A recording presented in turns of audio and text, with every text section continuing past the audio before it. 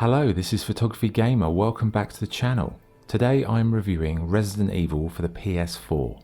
Resident Evil is a survival horror game developed by Capcom Production Studio 4.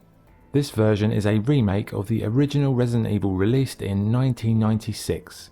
The game takes place on the outskirts of Raccoon City, where the STARS team have been sent to investigate the disappearance of Bravo team. There have been reports of people being attacked or eaten, and the STARS have to locate Bravo team and investigate the situation further. Long story short, STARS end up getting attacked by wild dogs and retreat into a nearby mansion, which is where the action begins. You can play as Jill Valentine or Chris Redfield, and each character has slightly different campaigns. So what is the game like to play? Well, it's a slow-paced, old-school type of game when compared to the more modern survival horror games. You have two control systems, the original and a newer one which is still pretty cumbersome.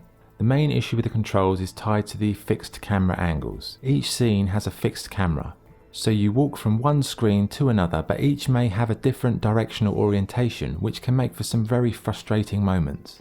When compared to the new remakes of Resident Evil 2 and 3, the controls and the camera just do not feel fit for purpose here. The camera is faithful to the original though, so fans of that will appreciate that attention to detail, but putting those minor issues aside, the game is as I remembered it from its original release. You have to explore a gothic mansion with limited guns and ammunition to fend off the hordes of zombies. As you progress and solve the many puzzles, you'll unlock new areas where you'll find new items and the story will progress accordingly. Save points are sparse, and in order to save you need an ink ribbon and a typewriter.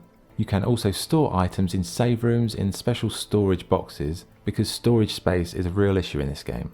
Your inventory is incredibly small and you'll forever be backtracking to safe rooms to store one item here, one item there. It's very tedious, it's such a chore, and it's so unnecessary. The zombies, dogs and other abominations are everywhere, and the game does a really good job of creating a sense of tension and horror throughout.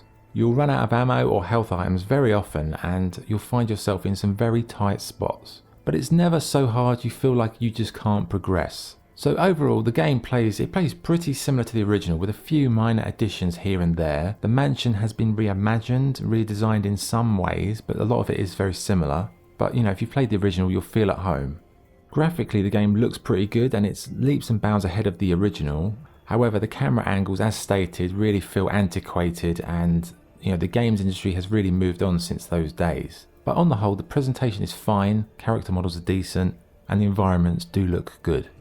The ambient sounds, general sound effects and music are all of a very good standard. The voice acting, while not being exceptional, it is a vast improvement on the corny voices of the 96 version, but it is still a bit of a cheese fest. Okay, what's good and what's bad? What's good? The game has a good sense of progression with combat, puzzle solving and dealing with zombies. The graphics and lighting are very atmospheric, the sound effects and music are very good, and it stays faithful to the source material, but perhaps sometimes that is also a weakness. What's bad? Both control systems are pretty appalling. The fixed camera system, while creating a sense of tension, also makes traversing the levels frustrating. The inventory system is in dire need of an overhaul, and the voice acting is still not up to the standard it should be. So what's the verdict?